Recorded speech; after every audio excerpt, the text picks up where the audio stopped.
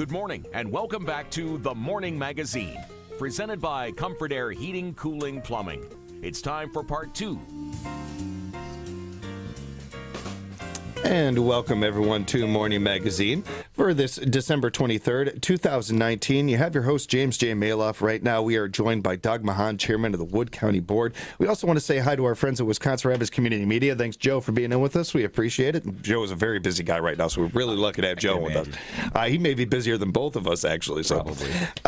Doug, speaking of busy, you just got back into town. I know it's a little off topic, but you actually did something kind of cool here. Really I wanted to touch on. Really cool. Bucket list thing for me. My wife and I just got back yesterday from Milwaukee, where we have a daughter that lives in New Berlin, and it's been a bucket list for me. Milwaukee Symphony Orchestra does a once-a-year performance of Handel's Messiah in St. Joseph's Basilica, which is, if you're familiar, is really a historical venue in Milwaukee as far as churches go. I think it was the third designated basilica in the United States way back at the turn of the last century. So I've always wanted to do it. We've always had an excuse for not going. And this year I just sit around Thanksgiving time. I said, I'm buying the tickets. We're going. Let's rearrange our schedules. We're going. That's it. We got the tickets. And so, wow, what a great evening that was. And super performance. And heard some, the soloists were fantastic. The soprano and the tenor were outstanding. So. Those kind of, something like that, something iconic like Handel's Messiah that we've heard a number of different times. It's almost, there's no words for it when you hear it done in that way, in an environment like that. There's nothing that I get goosebumps even thinking about it myself. You're an arts guy, so you would get that a lot. Probably a lot of people would just maybe fall asleep during it, but it's pretty hard for me to do that. But and my wife enjoys that stuff as well. So it was a great evening. We got to expose our daughter and son-in-law to that for probably maybe the first time, and I probably the only recognizable piece. My wife, who has good insight on this thing, says it's always nice when you expose someone to a classical musical piece for the first time if they can recognize some of the music, even if it's like from Walt Disney cartoons. Right. But the only really probably recognizable piece there was the Alleluia chorus, which is, of course, everyone knows. And the neat thing about the Messiah is it's a standard at Christmas as well as Easter. Yeah, and so it has kind of a two-faced approach. Yeah, a little bit really of extra use to it. Yeah. One of my favorite composers. Yeah, absolutely. Yes. I told my wife, I said he was the Freddie Mercury of his age. Well said. That's not bad. I like that. That's pretty good. I like that. And I there's a lot of people that know more than I do about this stuff that probably agree with you in many different ways for that. Yeah. So to business. I know that you just wrapped up a 2-day workshop that you guys had a little bit ago. How did that go? That was with our Ready grant, which we've talked about this before, James, and I'm very excited about it. It's going to change the way we do economic development, I think, in the county. I think that was evident when we finished up our 2-day workshop and when we had the partners there that took part in that workshop. It was evident to me that there's some people that are going to be very engaged in that and are going to buy into that and see the value of it. And I think that's incredibly gratifying for me because I've thought for a long time that we needed a different approach. It's a new world. It's a new time and a new place, and we need to be able to change. Yeah. So to give a little history on people, I know there's been some talk and people have heard about the READY grant, REDI, and it's through the U.S. Department of Agriculture. And how it came about was the Secretary of Agriculture had seen some things in the rural areas as far as economic stimuli and cataclysmic events. When you talk about agriculture, you're talking about agriculture being a main driver in most rural areas across the United States. And so what the Secretary had witnessed was a lot of demise in local economies, rural economies in particular, because of agriculture. And so he wanted to take steps to get those areas reinvigorated. And so he came up with the idea of a READY grant. So it was a granting possibilities for these areas, and they would bid. They would bid on, came up with 5 themes. What happened is USDA, through their Rural Development Branch, came up with 5 themes that they noticed throughout those areas. One was economic development. One was quality of place, which we've talked about ad nauseum probably to most of our listeners, but and then workforce development, and then e-connectivity, which basically took on to 2 sites or 2 topics, which would be rural broadband and just general communications technology, cell phones, things like that. And so as you bid for the grant, you had to pick two of those five themes. And then the interesting part is that the people that were going to give you the technical expertise as far as developing your new plan also bid on it. So there were different segments of academia that were also bidding for a particular area, or if they saw somebody, what happened was Purdue, University of Kentucky, University of Purdue looked at us and said, hey, you know what? We've got some stuff. We've worked with areas similar to Wood County. Let's bid on this because we think we can help these people. We have some good ideas here. And at the same time, we're bidding and saying this is what we need. We need to look at workforce development. We need to look at economic development. We need to look at quality of place. And we matched up. And so USDA said, okay, Wood County, you're going to win the grant. And Purdue and Kentucky, you're going to win the grant to work with these people. So it's a kind of a collaborative effort. Absolutely. And then what made it even better and really put it over the top was that these two universities, Purdue and Kentucky, also had a connection with UW Extension out of Madison. So we're pulling in a third group from academia, a very strong one in the extension people, and they're going to come in and work alongside these people. So that collaboration, to me, is absolutely, it knocks it out of the park. Yeah. And you could see that evidenced in our two-day workshop. And then once we received the grant, then the next step was we had a 4-person kind of, I would characterize it as a core group within the county that met with our technical advisors in Purdue and Kentucky to do a preliminary call to see how we were going to go about setting this up. And that group was myself and Ken Curry, who was the head of our SEED committee, which is economic development as part of their mission, and then our UW Extension educator, Nancy Turek, and our zoning and planning director, Jason Gruenberg, who also acts as our economic development guy in the county. And so the 4 of us got together, and then we were tasked by the university people to put together a steering team to start this mission. And they told us we want about 15 to 18 people. And we want a broad cross section. They had very strict criteria about who should sit on the steering committee. They wanted people that from education. They wanted people from the business community. They wanted people from the government sector. They wanted people across the board. And because the size of the steering committee they felt would be more effective if it was smaller in that 15-person range. I mean, we could easily put 50 people on the steering committee. That would have been fairly untractable and probably uncontrollable. So they wanted people to wear 2 hats. So, we have a guy, for instance, Terry Whitmore, we put on the steering committee, who is the superintendent of schools in Nakusa, but he's also on a foundation board. So, I mean, he wears 2 hats. So he's been able to do that. Scott Larson in Marshfield, who is the head of their Chamber of Commerce, which is Mackey, and also sits on a number of other boards. We have some government people that sit on different boards. So it's been it was pretty interesting to watch the dynamics in the group. Certainly. So with this, Doug, now that we've kind of gotten to this point with it and everything, what is the next step for you guys with this? Well, we actually got into the nuts and bolts as we looked at our themes, and our 2 themes that we had chosen that we settled on. We actually had 3 to begin with, and then they thought that for the sake of brevity and effectiveness, we should probably cut it down to 2. And so our 2 themes are economic development and quality of place. And then we basically split that steering committee into what the people thought were their strong suits. And luckily we got a pretty good 50-50 split. Half of the group went to the economic development side. Half of the group went to the quality of place side. And then they developed goals in that 2-day workshop. They developed goals that they wanted to see. And one of the critical things about the plan is that it has to have measurables. So when you develop a goal, one of the main criteria is how are you going to measure this?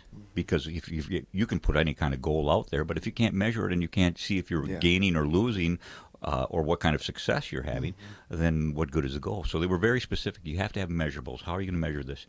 So a number of goals were developed on both sides, and then from those goals, strategies were developed.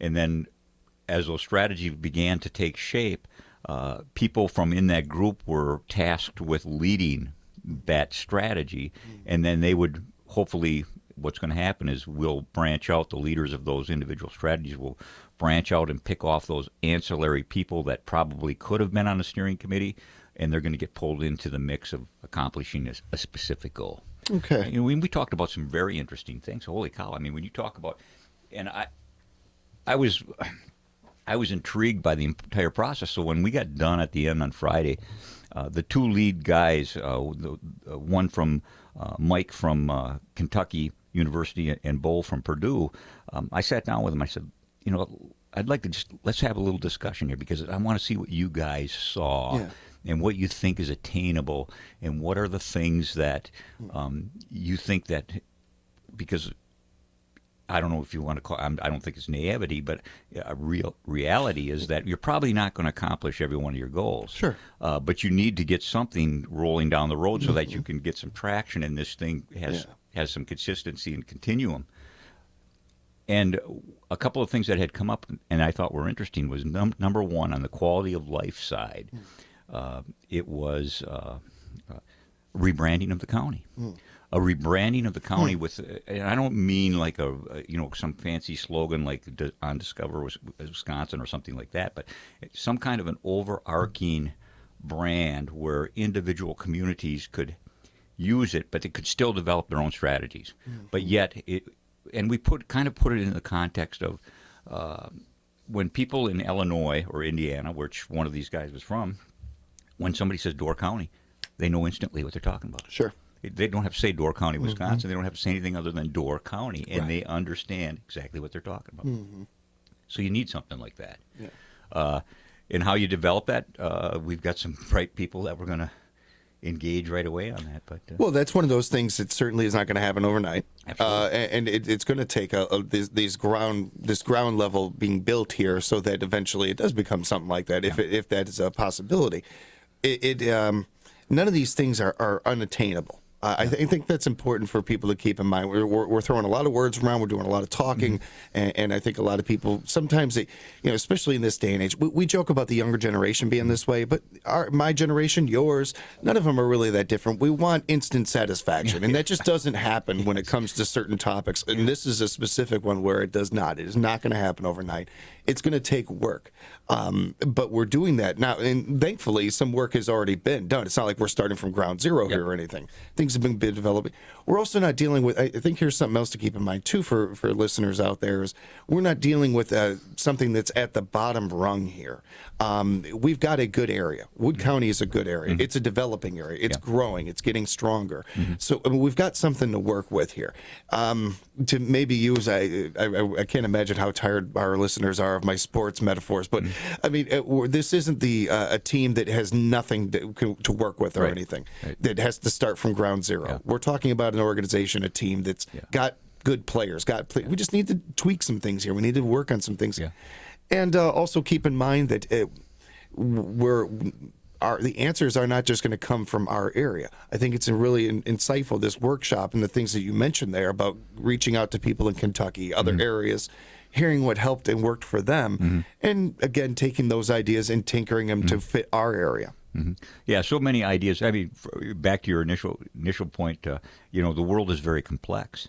Every day, I mean, in our personal lives, whether it be our personal lives, whether it be our governmental lives, whether it be our social lives, we have many, it's very complex. We have many choices to make in many different areas. And you know what? You have to make the right ones to succeed. It's not always easy, but you have to make the right choices to succeed. And there is a plethora of choices to be made, some right, some wrong, and so nothing is easy as it used to be.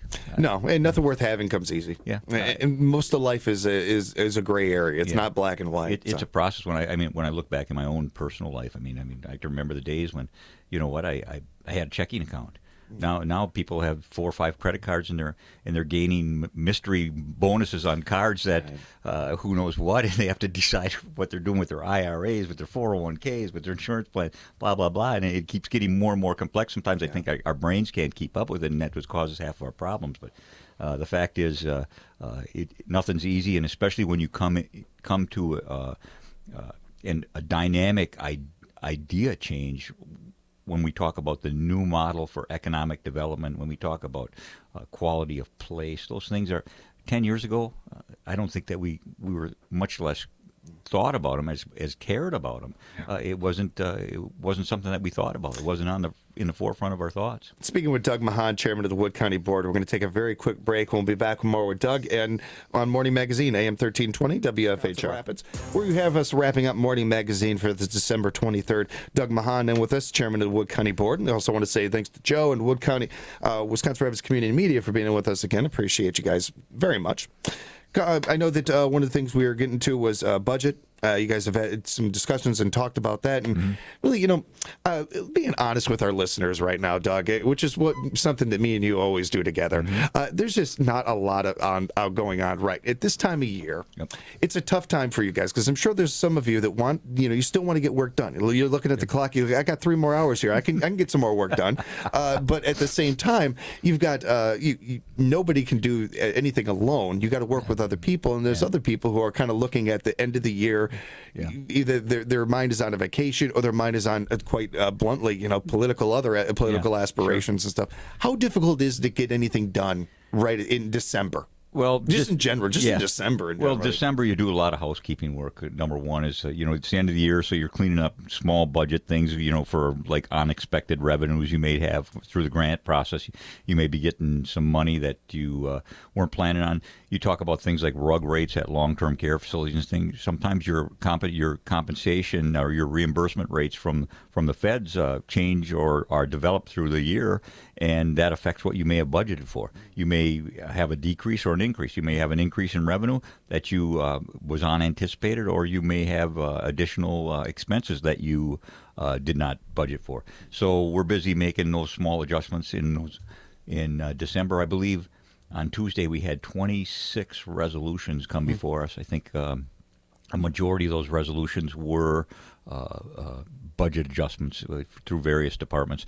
Minor, in the big picture, minor things. You're talking maybe anywhere from a couple $100 to maybe at the most, a couple $1,000, $2,500 here.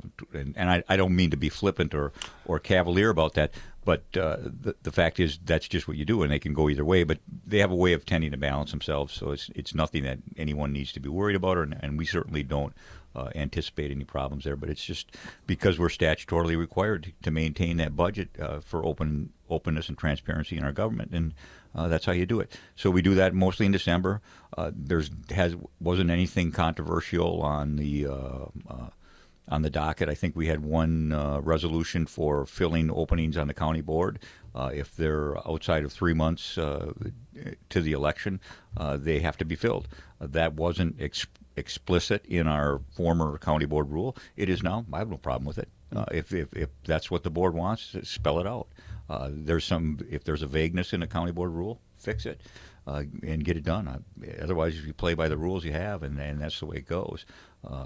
Changing the rules every 3 months for what you want is ridiculous. So get something in stone and then live with it. But and so I have no problem with that. No, usually December and January are pretty slow months. We're just getting in January, of course, we're just getting rolling into the new year. Something that struck me when you came back from commercial was you talked about the nice weather. It's certainly beneficial for our snow plowing budget. Let's keep this up at least till the first of the year, which it sounds like we have a good chance of doing. When I saw the long range forecast this morning, it looks like 30s, possible 30s into the up to the first of the year. In fact, I talked to my son this morning.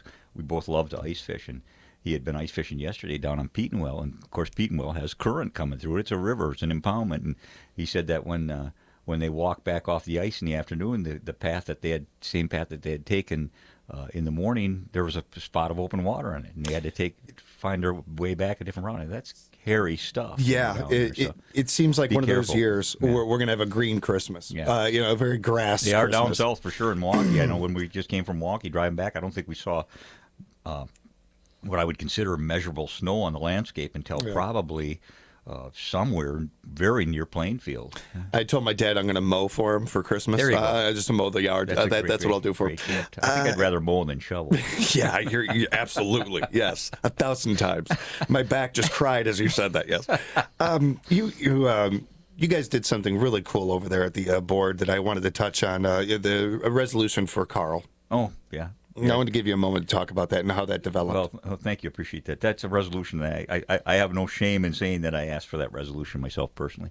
I having had a history with Carl here as well, and Carl has a very well documented history and a legacy here in with the Wisconsin Rapids area in the south end of the county, and I felt it totally appropriate that his work and his civic engagement be recognized. It was the proper thing to do, and I'm sure he smiled when he saw it. I hope so, because he was vital. He was a vital part of the community. He performed a necessary job. I looked at him, and when I first came on, I looked at him as one of my necessary outlets for communication, and he performed admirably. He understood government quite well, always asked the right questions, knew where you're coming from, and knew the importance of more than anything, knew the importance of the programs for the community. And I always really admired that. So we'll miss him. We'll certainly miss him. But you are filling in nicely, and so I'm sure that the trend will continue for this radio station and the civic engagement here. So it's a responsibility we all have. To keep up the work that he was doing and the kind of thing that he was doing. And that's a good word for it. I think responsibility is a great word for it. I think there is an element of responsibility, and that kind of honest communication with people needs to be done. It needs to be carried on. Doug, I want to wish you and yours a very happy Christmas and New Year and everything. I probably won't talk to you next year, so wish you you and yours the best. Yeah, and James and Joel, same thing to you. Happy holidays, Merry Christmas to all our listeners out there. Happy New Year, and we'll carry on and continue to try and do the best that we can. Yeah, appreciate all the great work that you and the board and everybody else over there do. You keep it up, and we'll talk next year. Thanks. And a big Merry Christmas and Happy New Year and Hanukkah and everything to Wisconsin Rapids Community and Joe and all you guys over there. We appreciate you very much, and we'll see you guys again real soon, too. Thanks, everybody, for listening. Be sure to join us tomorrow.